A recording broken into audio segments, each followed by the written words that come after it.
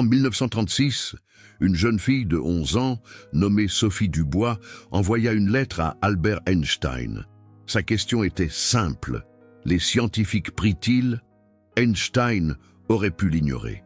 Il aurait pu répondre par une formule toute faite. Mais il ne le fit pas. Il écrivit une réponse qui était si dérangeante, si contraire à tout ce que les gens voulaient croire, que cette lettre resta pratiquement cachée pendant plus de 60 ans. Ce n'est qu'en 2002, lors de sa publication dans le livre « Cher professeur Einstein », que le monde a finalement su ce qu'il pensait réellement de la prière. Et quand vous comprendrez ce qu'Einstein a dit dans cette lettre, vous réaliserez qu'on vous a enseigné une histoire erronée toute votre vie.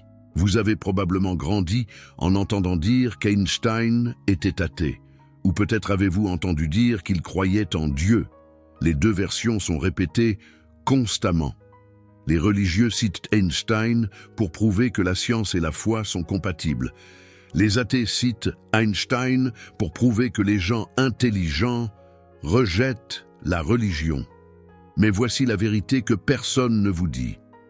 Einstein rejeta les deux positions. Il a dit clairement, dans une interview de 1930, et je vais citer ces mots exacts, « Je ne suis pas un athée », mais il a aussi dit « Je ne peux pas imaginer un Dieu qui récompense et punit les créatures qu'il a créées ». Einstein occupait un territoire que la plupart des gens ne savent même pas qu'il existe.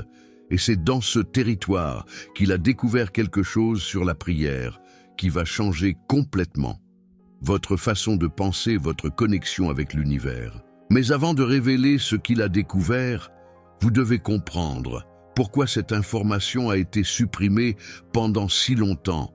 Ce n'était pas par hasard, ce n'était pas par négligence, c'était parce que ce qu'Einstein croyait réellement ne sert aucun intérêt particulier. Les religieux ne peuvent pas l'utiliser complètement, parce qu'ils rejetaient l'idée d'un Dieu qui écoute les prières. Les athées ne peuvent pas l'utiliser complètement, parce qu'ils parlaient constamment d'un esprit manifesté dans l'univers. Et quand quelque chose ne sert aucun des deux camps, cela disparaît simplement de la conversation publique. Jusqu'à maintenant. Revenons à la lettre de Sophie Dubois. C'était en janvier 1936. Sophie était une élève de 6e dans une école à Paris. Elle écrivait au nom de sa classe du cours de catéchisme. La question était directe. Les scientifiques prient-ils? Et s'ils prient, pourquoi prient-ils? La lettre arriva au bureau d'Einstein à l'université de la Sorbonne. Et contrairement à toutes les attentes, le plus grand génie du XXe siècle s'assit et écrivit une réponse attentive. À une jeune fille de 11 ans, Einstein répondit le 24 janvier 1936. Il commença en disant qu'il essaierait de répondre de la manière la plus simple possible. Et puis, il écrivit quelque chose qui choqua non seulement Sophie, mais tous ceux qui lurent cette lettre des décennies plus tard. Les scientifiques croient que toute occurrence, y compris les affaires des êtres humains, se produit en raison des lois de la nature. Par conséquent, un scientifique ne peut pas être enclin à croire que le cours des événements peut être influencé par la prière, c'est-à-dire par un désir manifesté surnaturellement. Relisez ça. Einstein dit qu'un scientifique, par définition, ne peut pas croire que la prière change quoi que ce soit. Les lois de la nature gouvernent tout, y compris vous, y compris vos désirs, y compris ce que vous demandez, quand vous fermez les yeux et joignez les mains. Pour un scientifique de Verae, selon Einstein, la prière, au sens traditionnel, est logiquement impossible. Imaginez le choc de Sophie et de sa classe du cours de catéchisme en recevant cette réponse. L'homme le plus intelligent du monde disait que la prière ne fonctionne pas, que demander des choses à Dieu est inutile, que les lois de la nature ne se plient pas aux désirs humains, peu importe avec quelle ferveur vous priez. Mais attendez, il ne s'est pas arrêté là. Et c'est là que l'histoire devient vraiment fascinante. Einstein continua la lettre en disant quelque chose qui contredit complètement l'idée qu'il était un matérialiste froid et sans spiritualité. Il écrivit Néanmoins, nous devons admettre que notre connaissance actuelle de ces forces est imparfaite, de sorte qu'en fin de compte, la croyance en l'existence d'un esprit final et définitif repose sur une sorte de foi. Avez-vous remarqué? Einstein admet qu'il y a de la foi impliquée, que la science n'explique pas tout, qu'il existe un espace pour quelque chose, au-delà du purement matériel. Et puis, il a dit quelque chose d'encore plus surprenant, quelque chose qui change complètement la façon dont nous devrions comprendre sa position. Tous ceux qui sont sérieusement impliqués dans la recherche de la science se convainquent qu'un certain esprit se manifeste dans les lois de l'univers, un esprit qui est vastement supérieur à celui de l'homme. De cette façon, la recherche de la science mène à un sentiment religieux d'un type spécial, qui est certainement assez différent de la religiosité de quelqu'un de plus ingénu. Avez-vous compris ce qu'il vient de dire? Einstein affirme qu'il existe un esprit dans les lois de l'univers, un esprit supérieur à l'être humain, et que la science, loin de détruire la religion, mène à une forme spéciale de sentiment religieux. Ce n'est pas de l'athéisme, mais ce n'est pas non plus la religion qu'on vous a enseigné à l'église ou au temple. C'est quelque chose de complètement différent.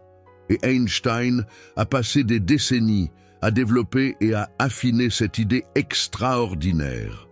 3 ans avant cette lettre, en avril 1929, quelque chose s'est passé qui a mis les croyances d'Einstein à la une des journaux du monde entier. Le pasteur Émile Lambert, d'un temple protestant à Paris, envoya un télégramme urgent à Einstein. Le pasteur était fatigué de voir Einstein être qualifié d'athée et voulait une réponse définitive. La question était directe. Croyez-vous en Dieu? Einstein répondit en seulement 25 mots.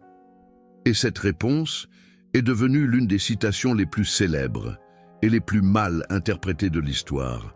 Je crois au Dieu de Spinoza, qui se révèle dans l'harmonie ordonnée de tout ce qui existe, pas en un Dieu qui se soucie du destin et des actions de l'humanité. Les manchettes ont explosé dans les journaux du monde entier. Einstein croit en Dieu. Les religieux ont célébré. Mais ce que la plupart n'ont pas compris et ne comprennent toujours pas aujourd'hui, c'est que le Dieu d'Einstein n'était pas le Dieu d'aucune religion traditionnelle. Spinoza était un philosophe hollandais du XVIIe siècle, qui fut excommunié de la communauté juive en 1656, pour ses idées considérées comme hérétiques et dangereuses. Les autorités religieuses l'ont banni et ont interdit à tout juif de lui parler ou de lire ses écrits. Et pourquoi Spinoza a-t-il été excommunié? Parce qu'il croyait que Dieu et la nature étaient la même chose, Dieu ou nature. Il a écrit en latin « De sive natura » pour Spinoza et pour Einstein qu'il admirait profondément. Dieu n'était pas une personne assise sur un trône céleste. Ce n'était pas un être qui écoutait les prières et décidait d'y répondre ou non. Ce n'était pas un père cosmique qui interférait dans les affaires humaines. Dieu, pour Spinoza et Einstein, était le tissu même de la réalité. Les lois de la physique, la mathématique qui gouverne les étoiles, l'ordre incompréhensible qui permet aux atomes de former des molécules, aux molécules de former des cellules, aux cellules de former des organes, aux organes de former vous. Dieu n'est pas là-bas, quelque part, séparé de l'univers. Dieu est l'univers. Dieu, ce sont les lois qui régissent tout ce qui existe. Et c'est ici que nous arrivons, au cœur du paradoxe qui donne son titre à cette vidéo. Si la prière fonctionne, pourquoi Dieu a-t-il ignoré Einstein? La réponse est révélatrice. Einstein n'a jamais été ignoré, mais pas parce qu'il priait au sens traditionnel. Einstein a trouvé une forme complètement différente de connexion avec le divin, et cette forme est tellement puissante, tellement transformatrice, qu'il l'a décrite comme le sentiment religieux le plus profond que n'importe quel être humain puisse éprouver.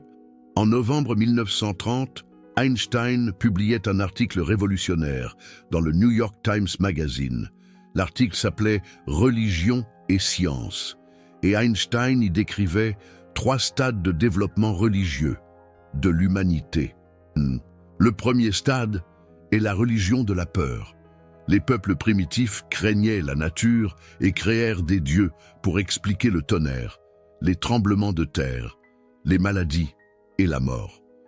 Ces dieux devaient être apaisés avec des sacrifices et des rituels. La peur était la base de cette religiosité.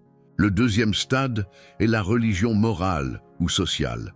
À mesure que les sociétés se développaient, les gens créèrent l'idée d'un Dieu qui établit des règles morales, un Dieu qui récompense le bien et punit le mal, un Dieu qui écoute les prières et intervient dans les affaires humaines, un Dieu qui se soucie du destin individuel de chaque personne. C'est la religion que la plupart des gens dans le monde pratiquent encore.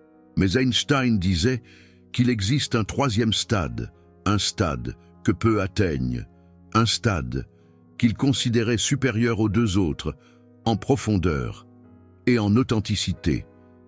Il l'appelait le sentiment religieux cosmique.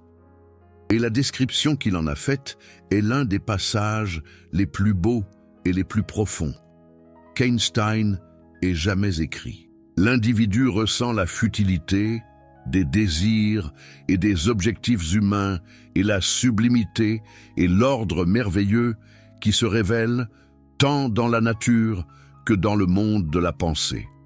L'existence individuelle lui apparaît comme une espèce de prison et il veut expérimenter l'univers comme un tout unique et significatif.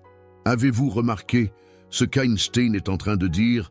Il affirme que la prière traditionnelle où vous demandez des choses à un Dieu personnel appartient à un stade inférieur de développement spirituel. Pas parce que c'est nécessairement faux en soi, mais parce qu'il existe quelque chose de plus profond, disponible, quelque chose qu'il a appelé l'expérience de l'univers comme un tout significatif. Dans ce troisième stade, vous ne priez pas en demandant des choses, vous contemplez. Vous n'attendez pas que Dieu change la réalité pour satisfaire vos désirs. Vous vous émerveillez du fait qu'il existe une réalité ordonnée à contempler. Vous ne cherchez pas un Père cosmique qui va résoudre vos problèmes. Vous trouvez la paix en réalisant que vous faites partie de quelque chose d'infiniment plus grand que votre existence individuelle. Mais attendez, si Einstein croyait cela si profondément, pourquoi ne l'a-t-il pas simplement dit publiquement, de façon claire? Pourquoi toute cette confusion sur le fait qu'il était athée ou non? Pourquoi tant de gens citent encore Einstein pour défendre des positions qu'il aurait rejetées? La réponse se trouve dans une autre lettre. Une lettre qu'Einstein a écrite seulement 1 an avant de mourir. Une lettre tellement révélatrice, tellement honnête, tellement dépourvue de diplomatie, que lorsqu'elle a été mise aux enchères en décembre 2018, elle s'est vendue pour $2 900 000 à la maison de vente Christie, à Paris. Elle est connue comme la lettre de Dieu et son contenu a choqué le monde. Le 3 janvier 1954, Einstein reçut un livre du philosophe Émile Gautier. Le livre discutait la Bible et l'identité juive. Einstein le lut et décida de répondre avec une honnêteté brutale qu'il montrait rarement en public. Einstein écrivit « Le mot Dieu n'est pour moi rien de plus que l'expression et le produit de la faiblesse humaine et la Bible, une collection de légendes honorables, mais tout de même primitives, qui sont tout à fait enfantines. Aucune interprétation, aussi subtile soit-elle, ne peut changer cela pour moi. C'est la partie que les athées adorent citer, et de fait, c'est un rejet dévastateur de la religion traditionnelle. Mais ils ignorent commodément le contexte complet de ce qu'Einstein croyait, parce que, dans la même période où il écrivait cette lettre, Einstein continuait de parler de l'esprit manifesté dans l'univers. Il continuait de décrire sa profonde révérence pour les lois de la nature. Il n'a jamais abandonné ce qu'il appelait le sentiment religieux cosmique. Alors, comment réconcilier ces positions apparemment contradictoires? Comment quelqu'un peut-il qualifier la Bible de légendes enfantines et en même temps parler d'un esprit dans l'univers? La réponse est qu'il n'existe aucune contradiction. Vous avez juste besoin de comprendre ce qu'Einstein disait réellement sur la nature de Dieu et de la prière.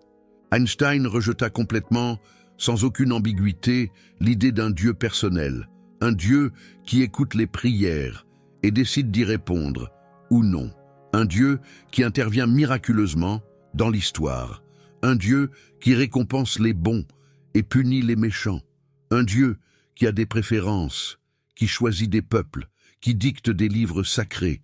Pour Einstein, ce Dieu était une projection humaine.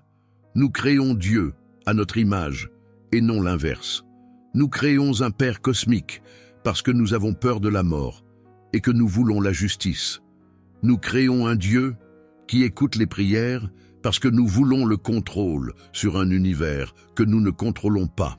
Mais Einstein embrassa complètement l'idée qu'il existe quelque chose de sacré dans la structure de l'univers. Les lois de la physique ne sont pas arbitraires. Elles pourraient être complètement différentes. Elles pourraient être chaotiques. Elles pourraient être incompréhensibles. Mais elles ne le sont pas. La mathématique qui gouverne la réalité est d'une beauté incompréhensible. Et le fait que des esprits humains qui ont évolué et pour survivre dans les savanes africaines puissent comprendre partiellement cet ordre cosmique est, dans les mots d'Einstein, un miracle qui demeure incompréhensible. Et ici, nous arrivons à la révélation centrale de cette vidéo, la raison pour laquelle Einstein a arrêté de prier au sens traditionnel, la raison pour laquelle il a dit que les scientifiques ne peuvent pas croire que la prière change le cours des événements. Einstein était un déterministe convaincu. Il croyait qu'absolument tout dans l'univers, incluant chaque pensée et chaque décision humaine, est déterminé par des causes antérieures. Il n'existe pas de libre arbitre au sens traditionnel. Vous ne choisissez pas vos désirs. Ils surgissent de processus neurologiques que vous ne contrôlez pas. Vous ne choisissez pas vos croyances. Elles sont formées par des expériences et des influences que vous n'avez pas choisi d'avoir. Vous ne choisissez même pas votre volonté de choisir. Tout est une chaîne ininterrompue de cause à effet qui remonte au début de l'univers, au Big Bang lui-même. Et si absolument tout est déterminé par les lois de la physique, alors la prière ne peut rien changer. Vous ne pouvez pas convaincre Dieu d'altérer les lois qui gouvernent la réalité. Parce que Dieu, au sens où Einstein l'entendait, ce sont ses lois. Vous demanderiez aux lois de la physique de se violer elles-mêmes. C'est logiquement impossible. Einstein l'a exprimé avec une clarté cristalline à plusieurs reprises.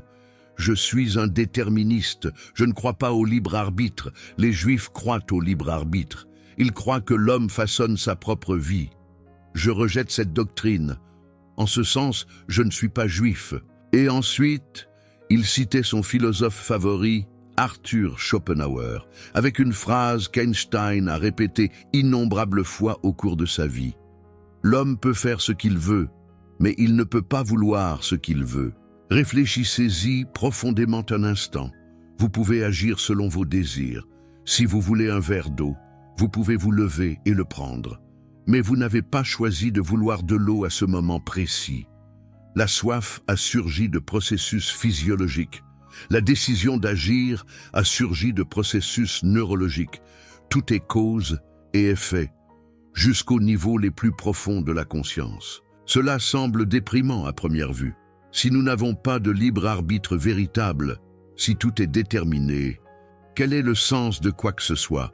Pourquoi essayer de s'améliorer? Pourquoi faire des efforts? Pourquoi faire quoi que ce soit? Mais Einstein a trouvé exactement l'opposé du désespoir. Il a trouvé une liberté profonde et libératrice dans l'acceptation pleine de la réalité telle qu'elle est. Dans son livre « Le monde tel que je le vois », publié en 1935, Einstein a écrit quelque chose d'extraordinaire qui vaut la peine d'être écouté avec attention. Je ne crois pas à la liberté de la volonté, la phrase de Schopenhauer, selon laquelle un homme peut faire ce qu'il veut, mais ne peut pas vouloir ce qu'il veut, m'a accompagné dans toutes les situations de ma vie et m'a réconcilié avec les actions des autres, même lorsqu'elles étaient assez douloureuses pour moi. Cette connaissance de l'absence de liberté de la volonté me protège de me prendre trop au sérieux, moi-même et mes semblables, comme des individus agissants et jugeants, et de perdre ma bonne humeur. Avez-vous perçu la sagesse profonde contenue dans ces mots? Einstein a trouvé la paix, non pas malgré le déterminisme, mais précisément grâce à lui. Si les gens font des choses qui vous blessent, ils n'auraient pas pu faire autrement, étant donné les circonstances et leur constitution. Si vous avez commis des erreurs dans le passé, vous n'auriez pas pu agir autrement à ce moment-là, avec ces connaissances et ces impulsions. Il n'existe pas de culpabilité cosmique. Il n'existe pas de jugement divin basé sur des choix qui n'ont jamais été réellement libres. Il existe seulement le déroulement inévitable des lois de l'univers. Et c'est ici que la véritable prière d'Einstein se révèle dans toute sa profondeur. Ce n'était pas demander des choses à un Dieu personnel, c'était contempler les lois qui gouvernent absolument tout. C'était expérimenter ce qu'il appelait le sentiment religieux cosmique. C'était l'humilité profonde et véritable devant l'ordre incompréhensible de la nature. Einstein a dit dans une autre occasion mémorable, « La chose la plus belle que nous puissions expérimenter est le mystérieux. C'est la source de tout art et de toute science véritable. Celui à qui cette émotion est étrangère, qui ne parvient plus à s'arrêter pour s'émerveiller et à rester extasié dans la révérence, est comme s'il était mort. Ses yeux sont fermés, c'était cela. La prière d'Einstein, garder les yeux ouverts, contempler le mystère avec révérence, s'émerveiller de l'ordre de l'univers, sans attendre qu'il se plie à vos désirs personnels insignifiants. Et vous savez ce qui est vraiment extraordinaire ? Des recherches scientifiques récentes sur la prière sont parvenues à des conclusions qu'Einstein aurait prédites avec perfection il y a près d'un siècle. En 2006, la plus grande et la plus rigoureuse étude jamais réalisée sur la prière d'intercession a finalement été publiée, l'étude STEP, financée par la Fondation Templeton avec des millions de dollars, a suivi près de 1800 patients qui allaient subir une chirurgie cardiaque. Certains patients ont été priés par des groupes religieux, d'autres non. Les patients ne savaient pas à quel groupe ils appartenaient. Le résultat, après des années de recherche méticuleuse, il n'y a eu absolument aucune différence statistique dans les résultats médicaux entre les groupes. La prière à distance, au sens de demander à Dieu de guérir quelqu'un, n'a produit aucun effet mesurable. Des études similaires menées à l'université Duke en 2003 et par Herb Benson à Harvard sont parvenues aux mêmes conclusions inconfortables. Lorsqu'il s'agit de changer des événements externes dans le monde physique par le biais de demandes à une divinité, la science moderne ne trouve aucune preuve d'effet. Mais voici le point crucial que la plupart des gens manquent complètement. Lorsque les chercheurs ont changé d'orientation pour étudier l'effet de la prière sur la personne qui prie elle-même, les résultats ont été dramatiquement différents. Des études montrent constamment que la pratique régulière de la prière ou de la méditation réduit considérablement le cortisol, l'hormone du stress, réduit la tension artérielle, améliore les indicateurs de santé mentale et de bien-être, augmente les sensations de paix, de connexion et de but, non pas parce qu'un Dieu externe intervient miraculeusement, mais parce que l'acte même de contemplation, de s'arrêter, de diriger l'attention vers quelque chose de plus grand que soi, produit des changements mesurables et réels dans le cerveau et le corps. Einstein avait raison depuis le début. La prière ne change pas les lois de l'univers. Aucune demande ne peut le faire. Mais la contemplation révérencieuse de ces lois vous change de l'intérieur vers l'extérieur. Si vous êtes arrivé jusqu'ici dans cette vidéo, vous avez déjà découvert plus sur la véritable relation d'Einstein avec Dieu et la prière que la plupart des gens n'en découvriront jamais de toute leur vie. Vous avez compris pourquoi il a rejeté la prière traditionnelle de demande. Vous avez compris ce qu'il a trouvé à la place. Et vous avez perçu que la vérité sur Einstein a été simplifiée, déformée et instrumentalisée pendant des décennies pour servir des agendas qu'il aurait rejetés. Lorsque vous cliquez sur le Super Thanks, vous dites que la vérité compte plus que les narrations convenues. Vous soutenez un type de contenu qui ne simplifie pas la réalité pour plaire aux religieux ou aux athées.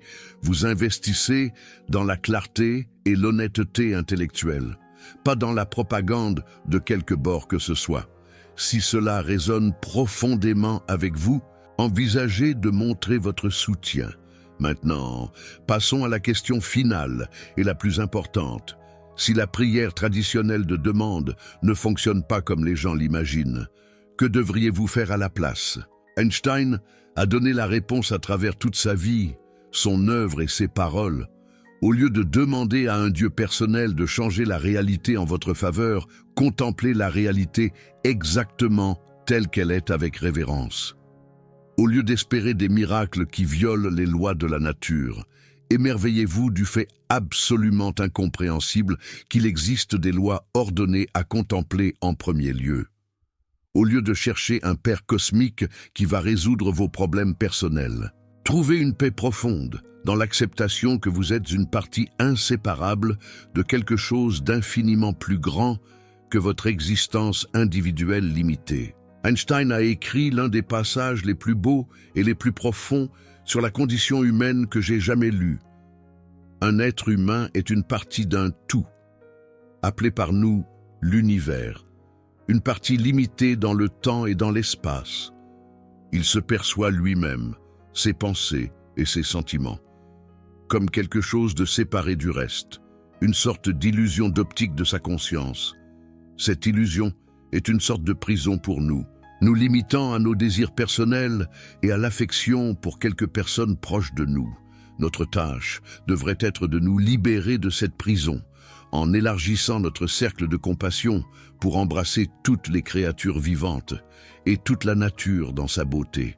Voilà la véritable prière d'Einstein, révélée dans toute sa profondeur, élargir le cercle de compassion, transcender l'illusion de séparation, se percevoir comme une partie indissociable du tout cosmique. Et peut-être est-ce pour cela qu'Einstein ne manifestait aucune peur de la mort.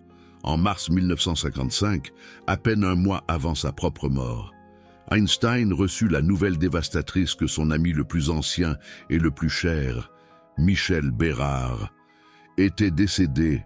Les deux hommes se connaissaient depuis leur jeunesse à Zurich.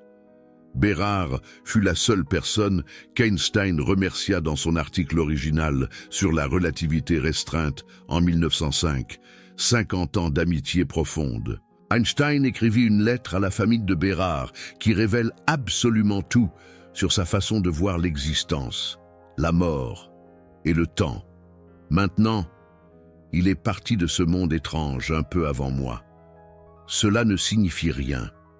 Pour nous, physiciens convaincus, la distinction entre passé, présent et futur n'est qu'une illusion, même si elle est persistante. Einstein ne faisait pas que philosopher ou offrir un réconfort vide. Il exprimait une conséquence directe et littérale de sa propre théorie de la relativité. Dans l'univers à 4 dimensions de la physique moderne, ce que nous appelons passé, présent et futur coexistent éternellement. Le temps est une dimension comme l'espace. La mort n'est pas une fin absolue. C'est simplement un changement de perspective au sein d'une réalité plus vaste où tous les moments existent simultanément. Et quand Einstein mourut le 18 avril 1955, Il mourut dans une paix profonde. Ses dernières paroles furent prononcées en allemand à une infirmière française, Amélie Roussel, qui ne comprenait pas la langue. Elles furent perdues à jamais. Mais nous savons exactement comment il passa ses dernières heures, travaillant sur des équations, essayant d'unifier toutes les forces de la nature en une seule théorie élégante, contemplant, jusqu'à son dernier souffle, l'ordre mathématique incompréhensible de l'univers. Il ne pria pas pour une plus longue vie. Il ne demanda pas à Dieu de le sauver. Il fit ce qu'il avait toujours fait tout au long de son existence extraordinaire, maintint les yeux ouverts devant le mystère sacré. Et peut-être est-ce la plus grande et la plus profonde leçon qu'Einstein puisse nous enseigner sur la prière et la connexion avec le divin. La prière la plus profonde n'est pas une requête, c'est une contemplation révérencieuse. Ce n'est pas fermer les yeux et espérer que la réalité se plie à vos désirs personnels. C'est ouvrir les yeux complètement et s'émerveiller devant le fait incompréhensible qu'il existe une réalité ordonnée, belle et connaissable à contempler. Dieu n'a pas ignoré Einstein. Einstein a simplement découvert où Dieu était vraiment tout le temps. Non pas sur un trône céleste écoutant des pétitions et distribuant des faveurs, mais dans les équations qui gouvernent les étoiles, dans les mathématiques qui permettent l'existence, dans l'ordre incompréhensible qui fait de l'univers quelque chose qui peut être partiellement compris par des esprits qui ont évolué en son sein. Êtes-vous d'accord avec Einstein ou pensez-vous qu'il se trompait fondamentalement sur la nature de la prière?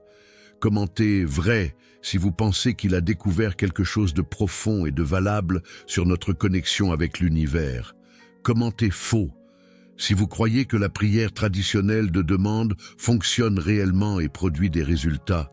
Et dites-moi, honnêtement, avez-vous déjà ressenti ce sentiment religieux cosmique qu'Einstein a décrit, cette révérence profonde devant le mystère et l'ordre de l'univers? Je réponds à tous les commentaires dans les 2 premières heures.